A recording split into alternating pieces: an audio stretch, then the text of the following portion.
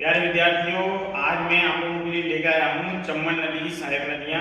और हमने जो हमारी तीसरी क्लास हुई थी उसमें अंतर प्रवाह प्रणाली की नदियाँ, बंगाल की खाड़ी में चले जाने वाली नदियाँ और अरब सागर में गिरने वाली नदियों के बारे में पढ़ा था। और अब हम चलते हैं चम्बल नदी की सहायक नदियों की तरफ। तो देखिए, मैं आपको बताना चाहूंगा कि पार्वती नदी जो है इसका जो उद्गम होता है ये मध्य प्रदेश के विंध्याचल पर्वत की सीहोर की जो पहाड़ियां हैं वहां से इसका जो है उद्गम होता है। पार्वती नदी पर धौलपुर जिले में पार्वती बांध बनाया गया है और पार्वती बांध से जो आसपास के जितने भी गांव हैं उनके लिए सिंचाई की व्यवस्था तो होती है, साथ ही साथ पीने के पानी की भी जो समस्या है उनको भी दूर किया जा सका है।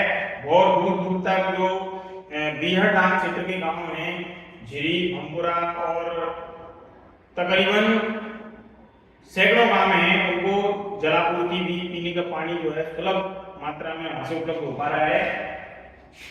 तो धौलपुर जिले को सिंचाई सुविधाएं उपलब्ध करवा रहा है। पार्वती नदी का राजस्थान में प्रवेश करियाहाट 12 जिले से होता है और इसका समापन स्थल कोटा जिले में चम्बल नदी में मिल जाती है। तो इसका जो पार्वती नदी का जो मिलन होता है वो कोटा जिले में होता है और चम्बल नदी में जाकर के मिल जाती है। इसी कारण से पार्वती नदी जो है, इस पार्वती नदी को चम्बल नदी की सहायक नदी माना जाता है।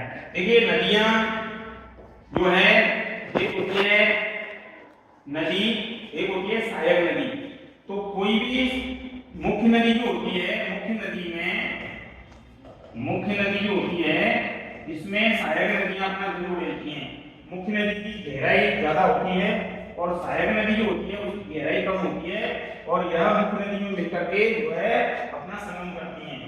अब चलते हैं हम लोग बाणगंगा नदी, जिसे हम अर्जुन की गंगा भी कहते हैं। इसका जो उद्गम स्थल है वो जयपुर जिले की बैरागी पहाड़ियों से होता है और किंवदंती में कई ऐसे उदाहरण पेश किए जाते हैं कि कौरव और पांडवों का जब युद्ध हुआ था उस समय पे जब ये अज्ञातवास काट रहे थे, उस समय पे जो है प्यास बुझाने के लिए अर्जुन ने बाण मारा और उससे जो गंगा निकली, मतलब धारा निकली पानी की, तो उसे अर्जुन की गंगा नाम दिया गया। तो वही बाणगंगा नदी है। ये कभी कभी आंतरिक प्रवाह प्रणाली का उदाहरण पेश करती है क्योंकि इसका पानी भी यमुना तक नहीं पहुंचकर भरतपुर के आसपास के मैदानों में फैल जाता है, क्योंकि अंतर प्रवाह प्रणाली की नदियां बेनदियां होती हैं जो एक निश्चित प्रवाह क्षेत्र में बहकर के अपना जल समाप्त कर देती हैं। तो बाणगंगा नदी जो है वह भी एक ऐसी नदी है जो अंतर प्रवाह प्रणाली की नदियों के रूप में भी अपनी पहचान रखती है, क्योंकि यमुना नदी में मिलने से पहले यह जो है भरतपुर के आसपास के मैदान में मिल जाती है, फैल जाती है। बाणगंगा चंबल की गुंडित नदी के नाम से जानी जाती है। बाणगंगा नदी जयपुर, दौसा, भरतपुर, ये जो जिले हैं जयपुर, दौसा, भरतपुर, ये बाणगंगा नदी का जो है प्रवाह क्षेत्र माना जाता है। ये प्रवाहित होती है। इस नदी के उपनाम अर्जुन की गंगा और ताला नदी।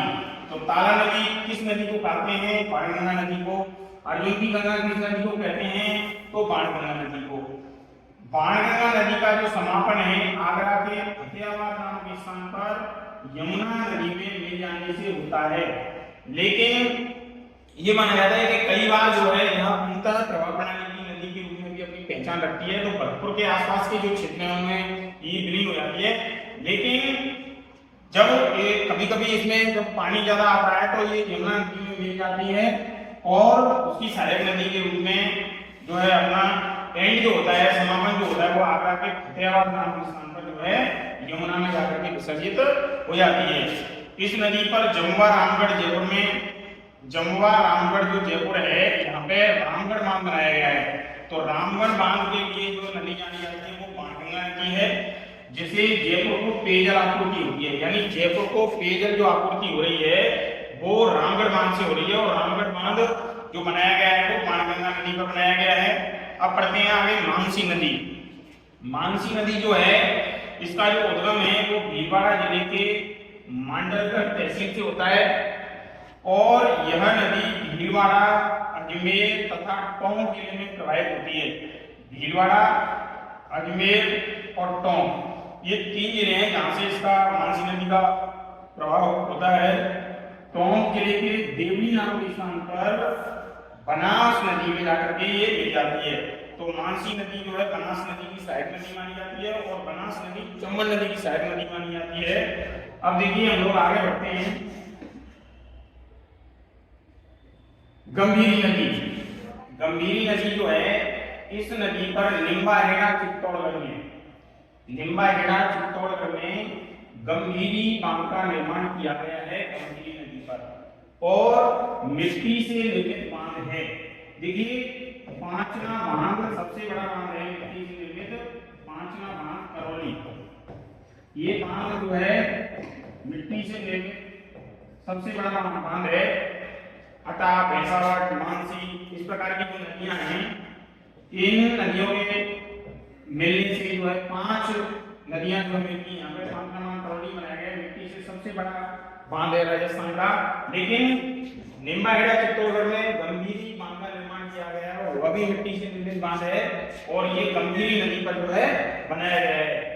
इस नदी का समापन जो है चित्तौड़गढ़ के चटियावाली नाम के स्थान पर होता है और डेढ़च नदी में मिलने से होता है। डेढ़च नदी को हम लोग जो है आयड़ नदी के नाम से भी जानते हैं। इस नदी को हम लोग जो है आयड़ नदी के नाम से जानते हैं क्योंकि आहड़ की सभ्यता है, इसका जो उद्भव है वो आयड़ नदी के नाम से भी डेढ़च नदी को जाना जाता है। आहड़ की सभ्यता का जो उदय है, यानी कोई न कोई जितनी भी सभ्यताएं हैं उनका जो उदय है वह कहीं न कहीं हम लोग मानते हैं कि किसी न किसी नदी के किनारे इसका उद्भव हुआ है, नदी के किनारे से इसका संबंध है।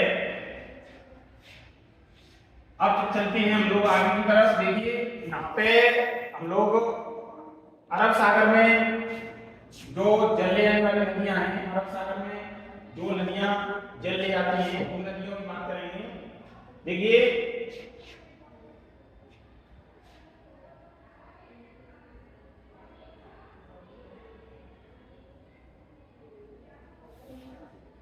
यह नदियां सामान्यतः अरावली के दक्षिण पश्चिमी में रहती हुई अपना जल अरब सागर में ले जाती हैं। तो अरब सागर में जल ले जाने वाली नदियां हैं जो अरावली के दक्षिण पश्चिम में रहती हैं।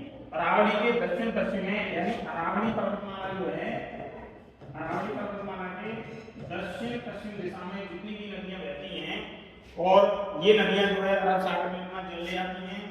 अरब सागर की तरफ जल ले जाने वाली जो है माही है, लूनी है, सावंती है, पश्चिम बनास है, ये प्रमुख नदियां हैं। और इसके लिए मैंने एक सूत्र भी बताया था, महासूजा सांपानी। देखिए माही, सोन, झाकम, सावंती, पश्चिम बनास और लूनी, तो ये जो नदियां हैं ये अरब सागर में जो है अपना जल उड़ेलती हैं। सबसे पहले पढ़ें हम लोग माही नदी को। देखिए माही पश्चिमी भारत में एक नदी है, यह मध्य प्रदेश में और राजस्थान के बांगड़ क्षेत्र से गुजरने के बाद गुजरात में प्रवेश करती है और अरब सागर में बह जाती है। यह ताप्ती नदी, साबरमती नदी, लूनी नदी और नर्मदा नदी जो है इनके साथ भारत में बहने के बाद कई पश्चिमी नदियों में से प्रमुख मानी जाती है। इसका जो उद्गम है, माही नदी का उद्गम जो है मध्य प्रदेश में धार जिले के सरदारपुरा के निकट विंध्याचल में मेहद झील से होता है। तो मेहद झील से सरदारपुरा के निकट जो विंध्याचल की पहाड़ियां हैं मध्य प्रदेश में, धार जिला है, वहां से इसका उद्गम होता है।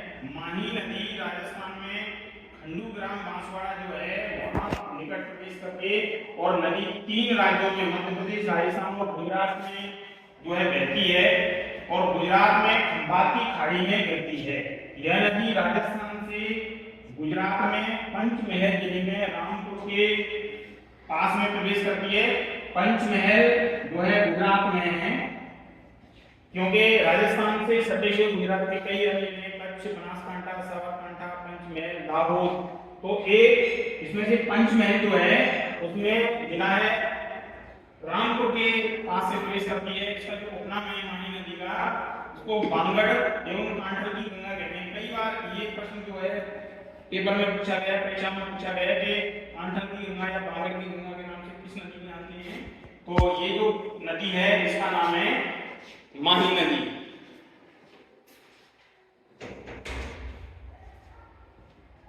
दक्षिणी राजस्थान की स्वर्ण रेखा के नाम से इसको जानते हैं।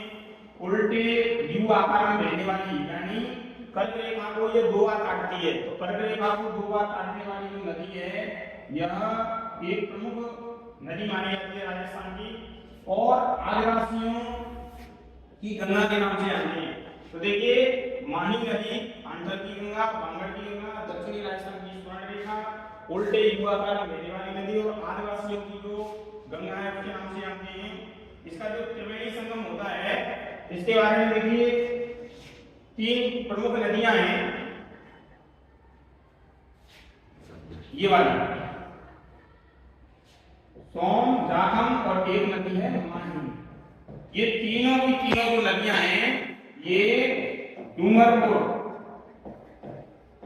जगह है, बेणेश्वर धाम, बेणेश्वर धाम, बेणेश्वर धाम डूंगरपुर में, ये इसे कहते हैं वो आदिवासियों का महाकुंभ, आदिवासियों का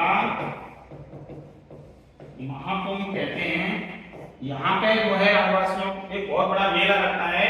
तो सोम, जाखम और माही बेणेश्वर धाम डूंगरपुर में त्रिवेणी संगम करती है।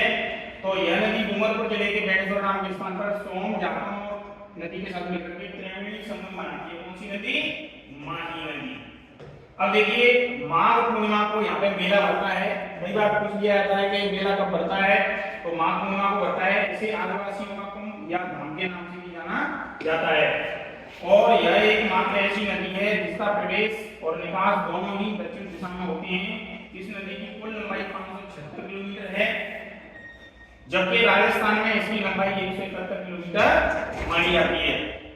बांसवाड़ा, डूंगरपुर और प्रतापगढ़ में बहने वाली यह नदी डूंगरपुर, बांसवाड़ा के मध्य प्राकृतिक सीमा का निर्धारण भी करती है। यह नदी दक्षिणी राजस्थान में मध्य माही के मैदान बनाती है, जिसे छप्पन का मैदान कहते हैं। छप्पन का मैदान जो है माही नदी जो बनाती है मैदान उसको कहते हैं। और यह नदी कर्क रेखा को दो बार काटती है। क्वेश्चन कई बार पूछा गया है। इस नदी पर राज्य में 2 और गुजरात में 1 बांध जो है बनाया गया है। माही नदी की सहायक नदियों के रूप में सोम है, जाखम है, मोरेल है, चाप है, अनास है और भी कई नदियां हैं।